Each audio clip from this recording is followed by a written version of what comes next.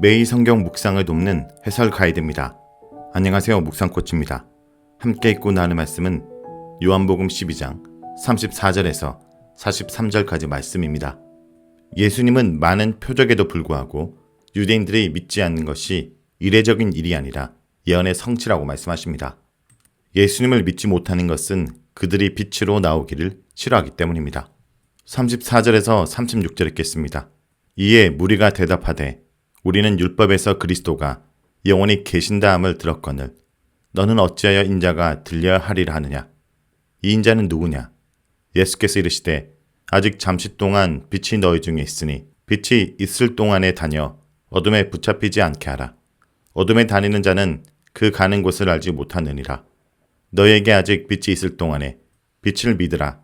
그리하면 빛의 아들이 되리라.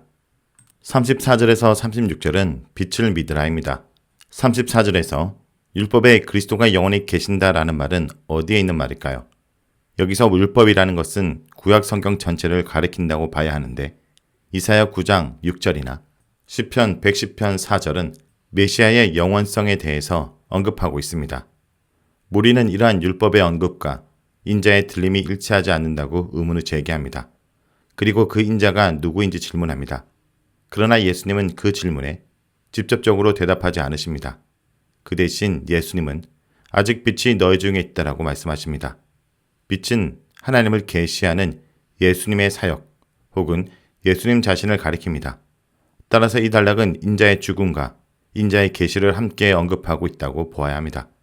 인자는 들림을 통해 백성들의 죄를 사하며 하나님을 영화롭게 합니다. 그런데 인자는 또한 세상의 빛으로서 사람들을 진리 가운데로 인도합니다. 예수님의 계시를 믿고 따르는 사람은 빛의 아들이 되고 어둠에 잡히지 않습니다. 여기서 어둠이라는 것은 요한복음 전체에서 죄와 무지 그리고 예수님을 인정하지 않는 불신을 종합하는 말입니다. 따라서 어둠에 다니는 자는 예수님을 알지 못하고 믿지 못하여 죄 가운데 행하는 자라고 할 수 있습니다. 예수님은 그러한 길로 가지 말고 빛을 믿고 빛의 길로 가라고 하십니다. 이는 예수님을 믿고 예수님의 말씀을 따라 사는 삶을 말합니다. 예수님께서 잠시 동안 빛이 너희 중에 있다 라고 말씀하신 것은 그의 죽음이 임박했다라는 뜻입니다. 그의 죽음 후가 아니라 지금 당장 믿으라고 말씀하십니다. 이는 아마도 예수님의 죽음의 임박성과 함께 복음을 들을 때 즉시 믿음으로 반응하는 촉구인 것 같습니다. 다음은 37절에서 43절 읽겠습니다. 이렇게 많은 표적을 그들 앞에서 행하셨으나 그를 믿지 아니하니 이는 선지자 이사야 말씀을 이루려 하심이라. 이르되 주여 우리에게서 들은 바를 누가 믿으며 주의 팔이 누구에게서 나타났나이까 하였더라. 그들이 능히 믿지 못한 것은 이 때문이니 곧 이사야가 다시 일렀으되 그들의 눈을 멀게 하시고 그들의 마음을 완고하게 하셨으니 이는 그들로 하여금 눈으로 보고 마음으로 깨닫고 돌이켜 내게 고침을 받지 못하게 하려 함이라 하였음이더라. 이사야가 이렇게 말한 것은 주의 영광을 보고 주를 가리켜 말한 것이라. 그러나 관리 중에도 그를 믿는 자가 많되 바리새인들 때문에 드러나게 말하지 못하니 이는 출교를 당할까 두려워함이라. 그들은 사람의 영광을 하나님의 영광보다 더 사랑하였더라. 37절에서 41절은 표적을 믿지 못하는 사람들에 대한 내용입니다. 유대인들은 예수님이 행하신 많은 표적을 보고도 믿지 못했습니다. 요한은 두 단락에서 두 개의 이사야 구절을 인용하여 그들의 불신을 설명합니다. 먼저 이사야 53장 1절이 인용되었습니다. 이사야 53장 1절은 바로 앞단락인 이사야 52장 13절에서 15절에 사람들이 고난받는 종을 거절하였지만 하나님이 그를 높이 드셨다는 내용이 나옵니다. 이에 53장 1절부터 선지자는 사람들의 거절을 조금 더 구체적으로 설명합니다. 사람들은 선지자가 전하는 메시지를 거절했습니다. 주의 팔은 주님의 능력이 나타나는 것을 가리키는데 요한복음에서 이것은 예수님의 표적으로 나타납니다. 따라서 요한복음에서는 고난받는 종에 대한 사람들의 거절이 예수님의 말씀과 표적을 거절하는 것과 비교됩니다. 많은 표적을 보고도 사람들이 예수님을 믿지 않는 것은 이러한 성경 예언을 이루기 위함이었습니다. 그래서 사람들은 예수님을 능히 믿지 못하였습니다. 37절에서는 믿지 않는 사람들의 행위가 강조된다면 38절과 39절에서는 사람들의 불신에 대한 하나님의 주권이 강조됩니다. 이러한 하나님의 주권에 대한 강조는 이사야 6장 10절의 인용을 통해 더 강화됩니다. 하나님께서는 이사야 선지자가 하나님의 소명을 따라 말씀을 선포하게 하십니다.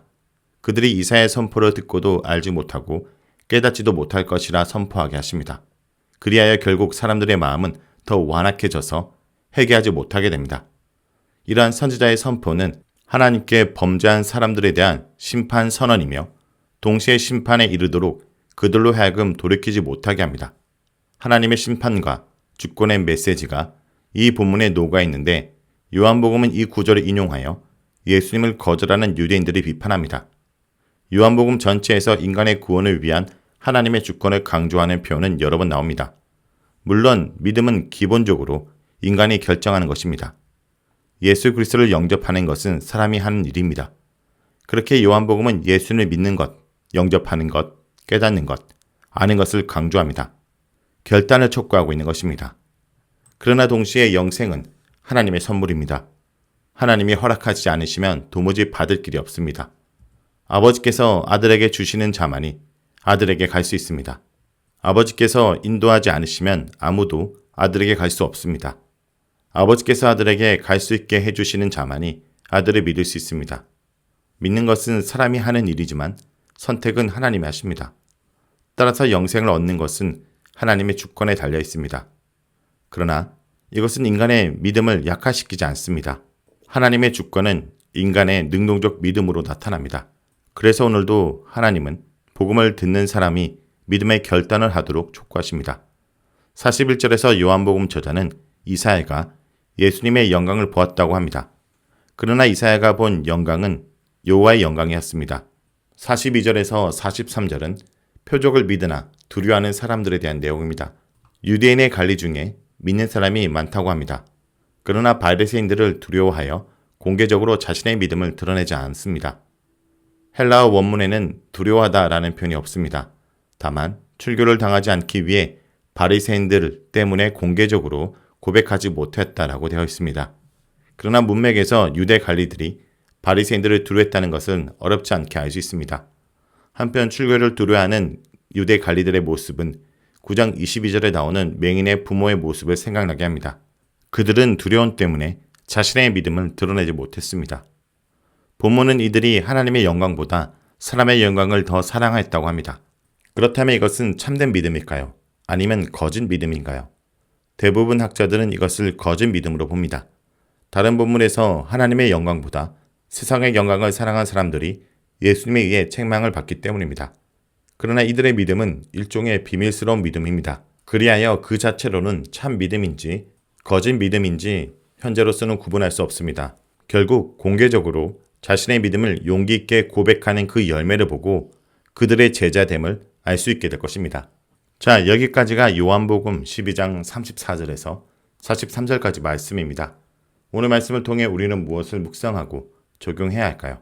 예수님은 우리가 숨은 그리스도인이 아니라 숨김없는 그리스도인으로 살기 원하십니다. 예수님을 믿는다 하면서도 사람의 영광을 하나님의 영광보다 더 사랑하여 제자의 신분을 숨기는 관리들이 있었습니다. 예수님은 꺼리낌 없이 하나님 말씀을 외치는데도 그들은 자신의 신앙조차 분명히 고백하지 못했습니다. 주님을 쫓아 안락한 세상의 영광을 버리고 위태로운 하나님의 영광을 얻는 길을 선택하지 못한 채 숨은 그리스도인으로 처신했습니다. 성도 여러분, 우리는 성도로서 부끄럼 없이 당당하게 처신하고 있습니까? 성도 여러분, 오늘 하루도 자신의 그리스도됨을 숨긴 채 사는 자들이 아니라 세상 가운데 숨김없이 복음을 드러내는 그리스도인으로 살아가길 간절히 기도드립니다.